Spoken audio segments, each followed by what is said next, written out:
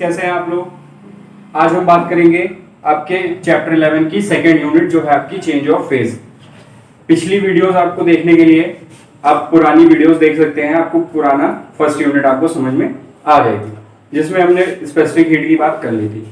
अब बात करेंगे हमारा चेंज ऑफ फेज की, जिसमें आपका मेन रोल करेगा क्या, लेटेंट हीट ऑफ फ्यूजन या वेपोराइजेशन। ठीक है, तो पहले आज चेंज ऑफ फेज की कुछ जर्नल बातें जान लेते हैं जो हम लोग पढ़ते तो आते हैं लेकिन हम लोग याद नहीं रखते, लेकिन यहाँ पे आपको वो चीजें याद होनी चाहिए जिससे आपको न्यूमेरिकल करने में आसानी रहेगी। तो स्टार्ट करते हैं second unit, change of phase. ठीक है, पहला टॉपिक भी आपका यही है, चेंज ऑफ फेज। ठीक है, फेज क्या है, वही चीज जिसे हम स्टेट भी बोलते हैं। ठीक है, स्टेट मतलब वही तीन तरह की स्टेट होती है, सॉलिड, लिक्विड, गैस। ठीक है, तो सॉलिड, लिक्विड, गैस के बारे में बात करेंगे यहाँ पे। तो चेंज ऑफ फेज होता क्यों है, यहाँ पे भी आपका मेन रोल कौन करेगा, हीट।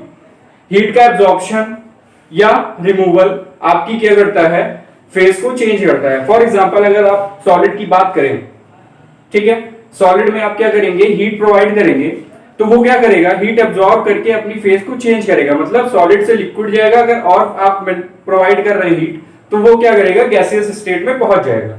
अब ये होता कैसे है, इसके लिए थोड़ा केमिस्ट्री की भी बात कर लेते हैं यहाँ पे। तो आपको तो पता है कि कोई भी सब्सटेंस आपका किस चीज से बना होता है, आपका मॉलिक्यूल्स हो गया, एटम्स हो गया, इन सब से मिलकर बना होता है। सॉलिड में क्या होता है, ये सब क्या होते हैं, टाइटली पैक्ड होते हैं, इनके बीच में अट्रैक्शन होती है दो एटम्स के बीच में, जिसकी वजह से सॉलिड क्या रहता है, एकदम कंबाइंड स्टेट में रहता है। जब आप हीट प्रोवाइड करते हैं तो उनके बीच का अट्रैक्शन या बॉन्ड टूटता है, और वो बॉन्ड टूटता है तो एटम्स क्या करते हैं, एनर्जी गेन करते हैं, जिसकी वजह से बॉन्ड क्या हो जाता है, ब्रेक हो जाता है और उसमें फ्लो एबिलिटी आ जाती है। ठीक है, यानी वो फ्लो कर सकता है। इसीलिए आप देखिए सॉलिड के बाद हम लिक्विड की बात करें या गैस की बात करें, तो वो क्या करता है, उसमें फ्लो नेचर होता है, जिससे वो एक जगह से दूसरी जगह आराम से पहुंच सकता है बिना किसी एक्सटर्नल फोर्स के भी। लेकिन सॉलिड में ऐसा नहीं है। तो यही है कि जब वो हीट एब्जॉर्ब करेगा यानी अपना बॉन्ड तोड़ेगा, हीट यहाँ मेन रोल कौन सा प्ले करती है, बॉन्ड तोड़ने का। बॉन्ड टूटेगा तभी आपका क्या होगा, फेज चेंज होगा। तो चेंज ऑफ स्टेट है क्या। अब इसमें पहले उससे पहले बात कर लेते हैं कि कौन से दो चीजें मेन रोल प्ले करती हैं। तो हीट डिपेंडेंट है, हीट पे डिपेंडेंट है कौन, टेम्परेचर एंड प्रेशर। तो टेम्परेचर प्रेशर आप एडजस्ट करते हैं या घटाते बढ़ाते हैं तो क्या होता है, एनर्जी का गेन या रिमूवल होता है। गेन और रिमूवल होगा तो अपने आप चेंज ऑफ फेज हो रही होगी। लेकिन चेंज ऑफ फेज की अगर बात करें तो उसमें क्या रहता है, टेम्परेचर आपका कांस्टेंट रहेगा, यानी हीट एडिशन हीट रिडक्शन आपका कांस्टेंट टेम्परेचर पे हो रहा होगा।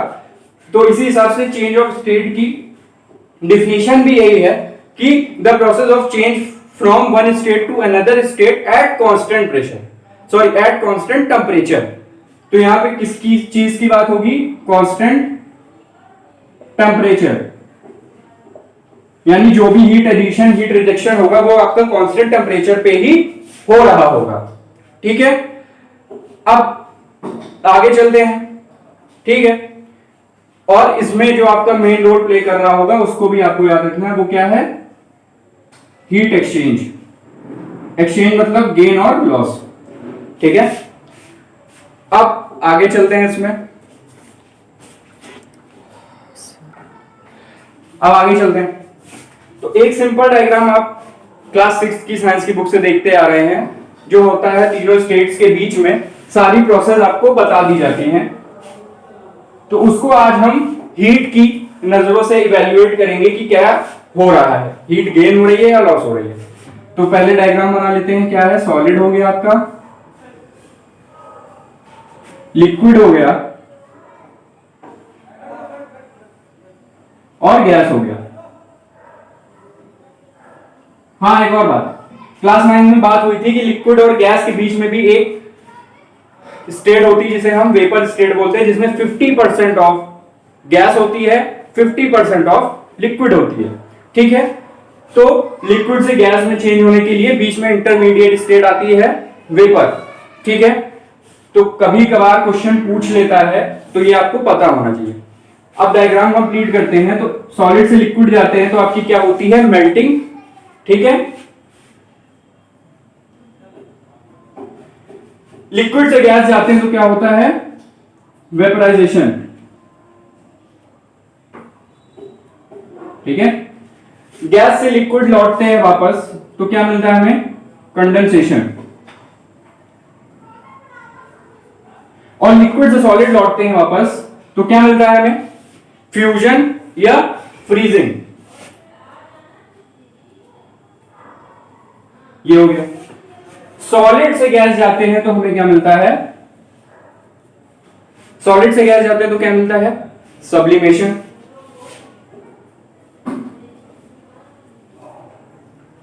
ठीक है। और गैस से सॉलिड आते हैं तो सॉलिडिफिकेशन मिलता है।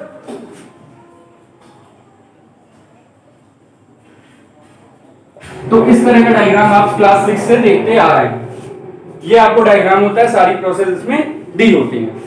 कंडेंसेशन का एक और नाम होता है जिसे हम बोलते हैं लिक्विफिकेशन, ठीक है। तो आपको सारे नाम याद रखने हैं। फ्रीजिंग का दूसरा नाम क्या है, फ्यूजन, ठीक है। अब मेल्टिंग से स्टार्ट करते हैं, ठीक। तो ये डायग्राम देख लीजिए, इसी डायग्राम पे बेसिस पे आगे सारी बातें होंगी अगले 2-3 लेक्चर तक। तो इस डायग्राम को आप अच्छे से दिमाग में रख लीजिए, आपको आराम रहेगा, पेपर में याद करने की जरूरत नहीं रहेगी। अब स्टार्ट करते हैं हमारा फर्स्ट टॉपिक से, चेंज ऑफ फेज का, जो है आपका मेल्टिंग एंड फ्रीजिंग या फ्यूजन।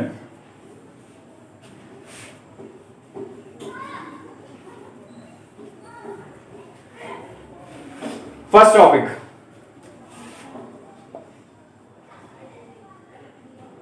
Melting and fusion.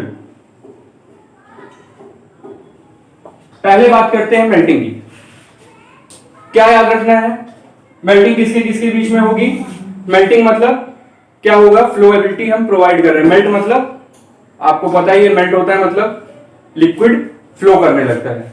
तो सॉलिड से लिक्विड, दो स्टेट हो गई, उन दोनों के बीच में होगा। सॉलिड से लिक्विड, ठीक। मेल्टिंग, सॉलिड में जब हम हीट प्रोवाइड करेंगे तो एटम्स क्या करेंगे, एनर्जी एब्जॉर्ब करेंगे, बॉन्ड तोड़ेंगे, फ्लोएबिलिटी आएगी, तो सॉलिड से लिक्विड में चेंज हो जाएगा, ठीक है। लेकिन हर सॉलिड के केस में अलग अलग मेल्टिंग पॉइंट होते हैं जिसपे उसकी मेल्टिंग स्टार्ट होती है, या बोल सकते हैं उनकी सबकी अपनी स्पेसिफिक हीट कैपेसिटी होती है जिसके बाद मेल्टिंग स्टार्ट होती है। तो उतनी एनर्जी देने के बाद जब आप इंक्रीज करेंगे तब क्या होगा, मेल्टिंग स्टार्ट होना शुरू होगी, जिसे हम बोलते हैं मेल्टिंग पॉइंट, ठीक है। तो मेल्टिंग क्या हुई, मेल्टिंग हुई आपकी change of state from solid to liquid, या providing the heat to solid and changing its phase to liquid, ठीक है। यानी हम यहां पे क्या कर रहे हैं, हीट प्रोवाइड कर रहे हैं, यानी हीट एडिशन, ठीक है। मेल्टिंग को आप याद रख सकते हैं हीट एडिशन से, ठीक है। उसके बाद मेल्टिंग पॉइंट क्या होता है, ऐसा पॉइंट जहां से आपकी मेल्टिंग स्टार्ट हो, उसके पहले आपने जितनी हीट दी वो क्या हो गई, specific heat capacity of solid, उतनी हीट एब्जॉर्ब तो हो गई लेकिन बॉन्ड टूटा नहीं, उससे ज्यादा एनर्जी चाहिए बॉन्ड टूटने के लिए, क्योंकि बॉन्ड तो बहुत ज्यादा स्ट्रांग होते हैं, ठीक है। तो बॉन्ड को तोड़ने के लिए आपको उससे ज्यादा हीट एनर्जी प्रोवाइड करनी पड़ेगी। तो वो पॉइंट क्या कहलाएगा, जिस टेम्परेचर पे आपका मेल्टिंग स्टार्ट होगी वो आपका कहलाएगा मेल्टिंग पॉइंट, ठीक है। तो ये हो गया आपका मेल्टिंग पॉइंट, ठीक है। मेल्टिंग पॉइंट भी ऊपर नीचे होते हैं, वो आगे देखेंगे। तो वाटर की बात करें, अगर प्योर सब्सटेंस की बात करें तो मेल्टिंग एंड फ्रीजिंग पॉइंट यानी फ्यूजन पॉइंट कांस्टेंट होंगे आपके, ठीक, उसको चेंज नहीं करेंगे प्योर सब्सटेंस के केस में। इम्प्योरिटीज हल्की सी भी ऐड होती है तो टेम्परेचर क्या होता है, वेरी करने लगता है। लेकिन प्योर के केस में बात करेंगे तो मेल्टिंग किस पे स्टार्ट होती है आपकी, वाटर में 0 डिग्री सेल्सियस से। ठीक है, जीरो से आप उधर बढ़ेंगे तो आइस क्या होगी, लिक्विड में कन्वर्ट होना शुरू हो जाएगी, और अगर इधर आएंगे तो क्या होगा, आपकी फ्रीजिंग स्टार्ट हो जाएगी। मतलब कांस्टेंट भी है और कोलाइड भी कर रहे हैं फ्रीजिंग और मेल्टिंग पॉइंट। ठीक है, तो प्योर सब्सटेंस के केस में ये होगा कि फ्रीजिंग एंड मेल्टिंग पॉइंट जो होंगे आपके वो कांस्टेंट एंड कोइंसाइड कर सकते हैं। ठीक है, अब बात करते हैं फ्यूजन की या फ्रीजिंग की। फ्रीजिंग क्या होता है, extraction of heat from the extraction of heat. Heat क्या है, एनर्जी है, तो एक तरह से बोल सकते हैं extraction of energy from liquid substance to change its state from liquid to solid. ठीक, और ऐसे पॉइंट के बाद स्टार्ट होती है फ्यूजन आपकी, कि हर लिक्विड के केस में अलग अलग होगा, प्योर के लिए अलग, इम्प्योर के लिए अलग, वाटर के लिए अलग, लिक्विड नाइट्रोजन के लिए अलग, तो सबके लिए अलग अलग। तो जिस पॉइंट पे स्टार्ट होगी उस पॉइंट को क्या बोलेंगे, फ्रीजिंग पॉइंट या फ्यूजन पॉइंट। फ्रीजिंग और फ्यूजन पॉइंट। ठीक है, फ्रीजिंग और फ्यूजन पॉइंट। अब एक एक्सपेरिमेंट की बात कर लेते हैं, बहुत इंटरेस्टिंग एक्सपेरिमेंट है, जिससे आपको समझ में आ जाएगा कि क्या बातें हो रही थी अभी तक।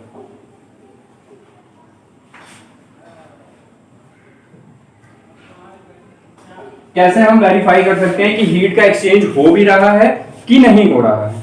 तो experiment of exchange of heat during phase change. ठीक है, एक्सपेरिमेंट ऑफ हीट एक्सचेंज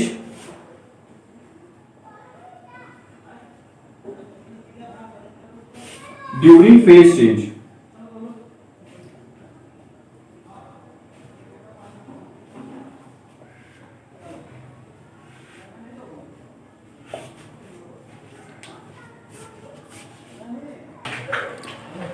तो इस एक्सपेरिमेंट की बात करते हैं कि कैसे हमें पता लगेगा हीट एक्सचेंज हो भी रही है कि नहीं हो रही है, या फिर ये केवल थ्योरेटिकल बातें हैं केवल। तो ये केवल थ्योरेटिकल बातें नहीं है, ये प्रैक्टिकल भी है। एग्जांपल के लिए आप एक आइस के टुकड़े ले लीजिए, उसको टेस्ट ट्यूब में फिल कर लीजिए। ठीक है, एक थर्मामीटर उसमें डाल दीजिए, और थर्मामीटर ऐसा डालिए कि वो केवल आपकी आइस का ही टेम्परेचर ले, टेस्ट ट्यूब से आपका टच भी नहीं होना चाहिए। ठीक, सीधा आप आइस पे रखेंगे, टेम्परेचर मेजर कर लेंगे। फिर क्या करेंगे, एक बीकर में आप वाटर लीजिए, उसको आप हीट प्रोवाइड करिए, और उस बीकर के वाटर में आप क्या करेंगे, टेस्ट ट्यूब, यानी आप डायरेक्ट हीट प्रोवाइड नहीं करेंगे, नहीं तो फिर टेस्ट ट्यूब ब्रेक भी हो सकती है। तो आप क्या करेंगे, इनडायरेक्ट हीट प्रोवाइड करेंगे। तो जब वाटर हीट होगा तो वो क्या करेगा, आइस को मेल्ट करना शुरू करेगा। ठीक है, और हर आधे आधे मिनट के बाद आप टेम्परेचर लेना शुरू करिए, हर आधे आधे मिनट के बाद। कब तक, रूम टेम्परेचर तक, मतलब 30 डिग्री सेल्सियस तक। तो आपका जो ग्राफ प्लॉट होता है वो ग्राफ कुछ ऐसा होगा। ठीक है, वाई एक्सिस पे आपको टेम्परेचर लेना है डिग्री सेल्सियस में, कहां तक, 30। ठीक है, और क्या होगा, ये आपका 0 डिग्री सेल्सियस। तो पहले आपको मिलेगा क्या, 30 सेकेंड्स के बाद, 60 सेकेंड्स के बाद, 90 सेकेंड्स के बाद, 120 सेकेंड्स के बाद। मिनिमम इतना टाइम रिक्वायर होता है फेज चेंज होने के लिए। फिर इसके बाद आपकी फेज चेंज स्टार्ट होना शुरू होगी। ठीक है, कुछ थोड़ा बहुत इधर उधर हो सकता है। ठीक है, फिर क्या होगा, ग्राफ इंक्रीज करना शुरू करेगा, मतलब टेम्परेचर राइज होना शुरू होगा। तो इतना जो टाइम लगा आपको, तो इतनी जो हीट होगी वो क्या होगी, एब्जॉर्ब होगी, तब आपका क्या होगा, सॉलिड से लिक्विड कन्वर्ट होना शुरू होगा। तो ये जो हीट जा रही है ये केवल आपका किस लिए, आपकी फेज चेंज करने के लिए, जो इनिशियल अमाउंट ऑफ हीट है उसको फुलफिल करने के बाद जो हीट प्रोवाइड होगी, मतलब यहां 120 सेकेंड्स के बाद वो आपका क्या करेगी, टेम्परेचर राइज करेगी, और कहां तक लेना है, 30 तक। तो ऐसा कुछ ग्राफ आपको मिलता है। ठीक है, थोड़ा सा इधर उधर हो सकता है टाइम का, लेकिन ग्राफ आपको ऐसा ही मिलेगा। ठीक है, एकदम से टेम्परेचर राइज होना शुरू नहीं होता। ठीक है, वो बात की बात है कि आपने क्या किया, टेस्ट ट्यूब सीधा आपने डायरेक्ट हीट प्रोवाइड कर दी तो वो तो मेल्ट हो ही जाएगा। लेकिन अगर स्लो प्रोसेस में आपको एब्जॉर्ब करना है यानी देखना है तो क्या करना पड़ेगा, ये प्रोसेस फॉलो करनी पड़ेगी। तो इस एक्सपेरिमेंट से आपको क्या पता लगेगा कि इतनी amount of heat, specific heat है, उसके बाद क्या है, इतनी हीट आपकी लगेगी टेम्परेचर राइज करने में। टोटल कितनी हीट लगेगी, एरिया अंडर द कर्व आप ले लीजिए। ठीक है, जहां तक आपने लिया एरिया अंडर द कर्व ले लीजिए, हीट आपको टोटल हीट पता लग जाएगी, कितनी हीट आपने दी है, बात ही खत्म। तो आपकी हीट की भी कैलकुलेशन हो जाएगी और पता भी लग जाएगा कि हीट का एक्सचेंज हो भी रहा है कि नहीं। अब आगे चलते हैं नेक्स्ट एक्सपेरिमेंट की तरफ।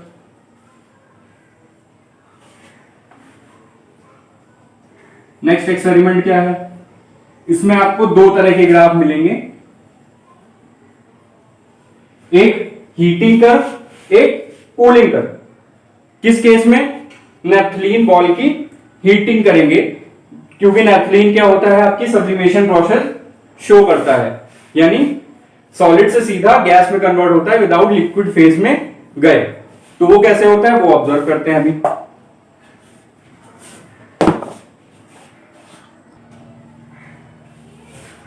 तो अब नेक्स्ट एक्सपेरिमेंट देखते हैं हमारा कौन सा, change of phase from solid to liquid और liquid to solid. Change of phase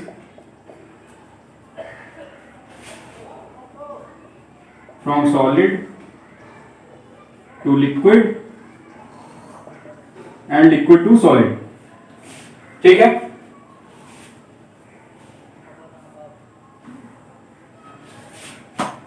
from solid to liquid.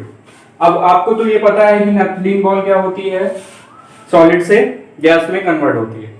लेकिन क्या होता है, बीच में एक लिक्विड स्टेट आती है जिसको वो ओवरकम करके सीधा गैस में कन्वर्ट हो जाती है। वो कैसे होता है उसको ऑब्जर्व करते हैं पहले। तो क्या करिए, नेफ्थलीन बॉल लीजिए, ठीक, उसको क्या करिए, उसका पहले पाउडर बनाइए, फिर उसको क्या करिए, टेस्ट ट्यूब में ले लीजिए। फिर वही प्रोसेस, इनडायरेक्ट हीट आपको प्रोवाइड करनी है।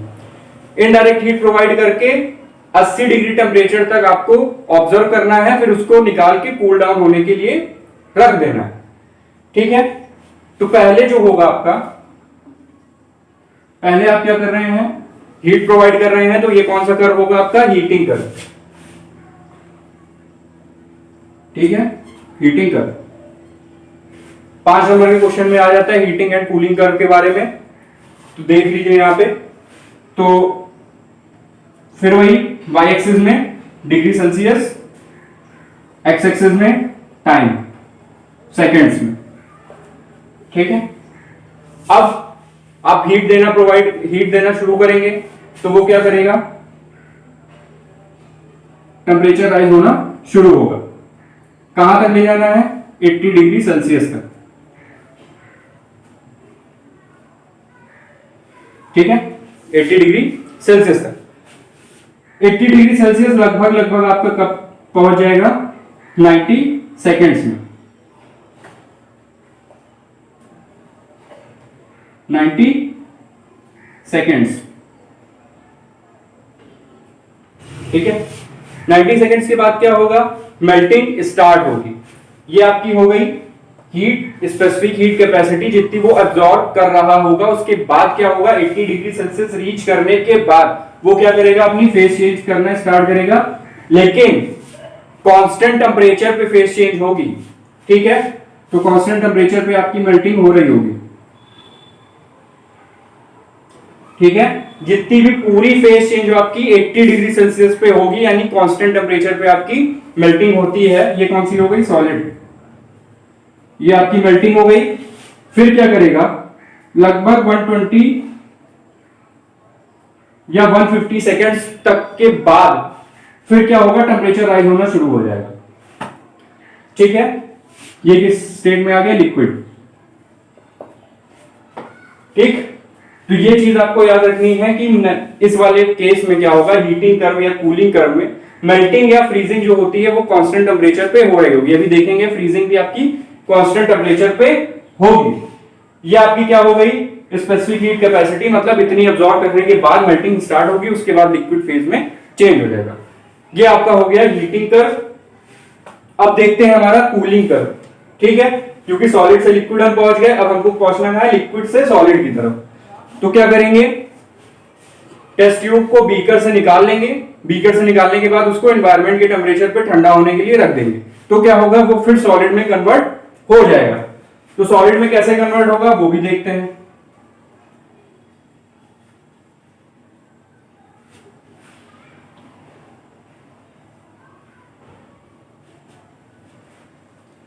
सॉलिड में कैसे कन्वर्ट होगा, ठीक है, हमने कहां तक पहुंचाया, 80 डिग्री सेल्सियस तक। तो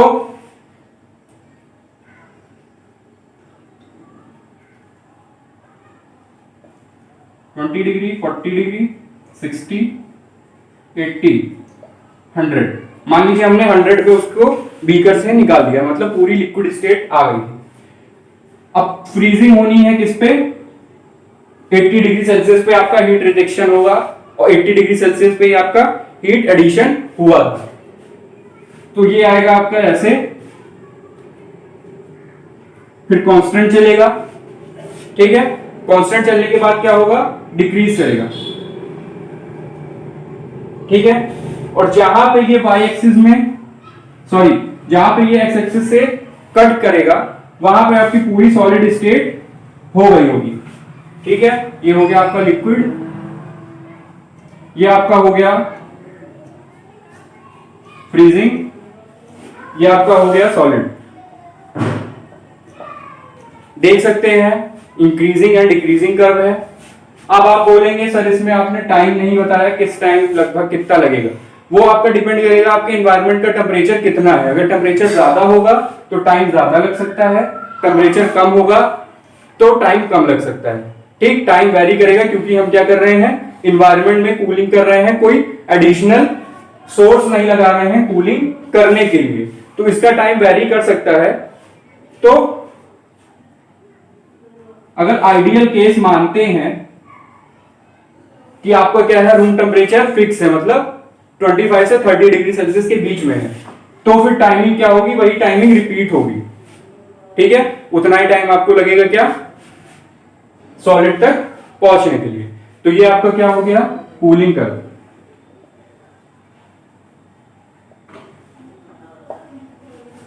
ठीक है, तो इस तरह क्या होता है, हीट एडिशन या हीट रिजेक्शन।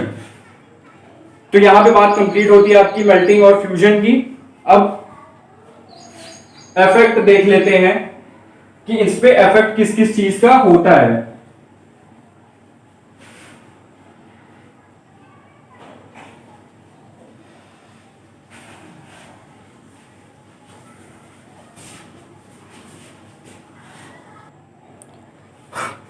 पहला आता है आपका change in volume on melting.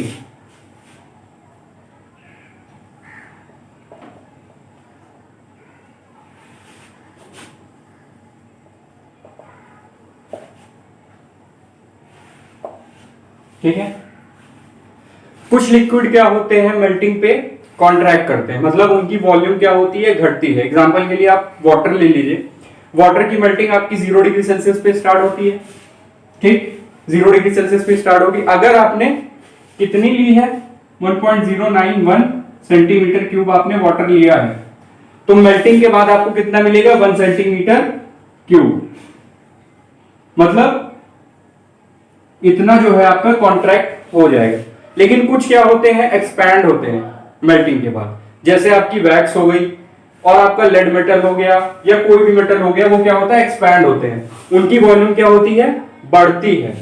ठीक, बढ़ती है। जैसे अगर आपने लिया 1.161 सेंटीमीटर क्यूब ऑफ वैक्स लिया, इसको आपने क्या किया, मेल्ट किया, तो मेल्ट होने के बाद आपको क्या मिलेगा, 1.166 सेंटीमीटर क्यूब। ठीक, तो कुछ मेटल होते हैं, मटेरियल होते हैं आपके मेल्टिंग के बाद एक्सपैंड करते हैं, कुछ क्या होते हैं, कॉन्ट्रैक्ट करते हैं। तो वो आपकी किस पे डिपेंड करेगी, आपकी प्रॉपर्टी ऑफ मटेरियल पे। ठीक, अब इस पे डिपेंड कौन है, effect of temperature on melting. ठीक है, इसमें क्या अंतर आता है,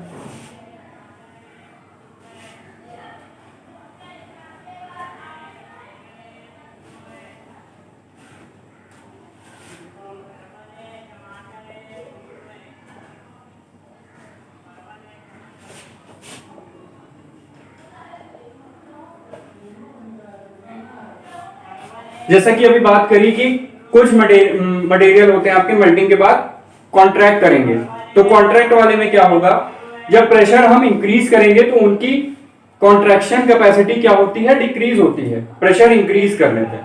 ठीक है, अगर मान लीजिए वाटर की बात करें, अगर वाटर का कोई प्रेशर पे आपने उसको क्या किया, मेल्ट किया, वो क्या हुआ, कॉन्ट्रैक्ट हुआ, लेकिन आपने प्रेशर बढ़ा दिया तो उनकी कॉन्ट्रैक्टिंग कैपेसिटी क्या हो जाती है, कम हो जाती है। ठीक है, जिस स्पीड से वो कॉन्ट्रैक्ट हो रहे थे उस स्पीड से कॉन्ट्रैक्ट नहीं होंगी। वही बात करें अगर कुछ मटेरियल जो आपके एक्सपैंड होते हैं तो उनकी एक्सपैंडिंग कैपेसिटी प्रेशर के साथ बढ़ जाती है। ठीक, प्रेशर आप बढ़ा देंगे तो उनकी एक्सपेंडिंग कैपेसिटी बढ़ जाएगी। ठीक, तो ये इफेक्ट होता है आपका किस पे, मेल्टिंग पे, किसका, प्रेशर का। ठीक है, अब बात करते हैं किसकी, अब बात करते हैं आपकी इफेक्ट ऑफ इम्प्योरिटीज की, कि इम्प्योरिटीज ऐड करने पे क्या इफेक्ट पड़ता है मेल्टिंग पे। ठीक, जैसा कि मैंने आपको स्टार्टिंग बताया था कि मेल्टिंग एंड बॉइलिंग पॉइंट पे आपका इफेक्ट पड़ेगा। ठीक है, मेल्टिंग एंड बॉइलिंग पॉइंट पे इफेक्ट पड़ेगा। तो मेल्टिंग क्या है, अगर मान लीजिए आप प्योर की बात करें तो उनका तो क्या होता है, फ्रीजिंग पॉइंट या मेल्टिंग पॉइंट आपका कोइंसाइड भी कर सकता है या कांस्टेंट रहता ही रहता है। ठीक है, लेकिन अगर आपने इम्प्योरिटीज ऐड कर दी तो उनका मेल्टिंग और फ्रीजिंग पॉइंट में क्या होता है, ऊपर नीचे हो जाता है। एग्जांपल के लिए वाटर की बात कर ले तो वाटर क्या होता है, 0 डिग्री फेज चेंज उसका टेम्परेचर होता है, इधर बढ़ते हैं तो आपका सॉलिड, इधर बढ़ते हैं तो आपका लिक्विड। ठीक, लेकिन अगर आपने उसमें सॉल्ट ऐड कर दी, ठीक है, सॉल्ट ऐड करने के बाद उसमें क्या होता है, उसका जो 0 डिग्री सेल्सियस यानी मेल्टिंग पॉइंट था वो किस पे शिफ्ट हो जाता है आपका, -22 डिग्री सेल्सियस पे। ठीक है, तो इम्प्योरिटीज भी अफेक्ट करती हैं आपके मेल्टिंग पॉइंट को, और वो डिपेंड करेगा कि प्रॉपर्टी उस मटेरियल की कैसी है।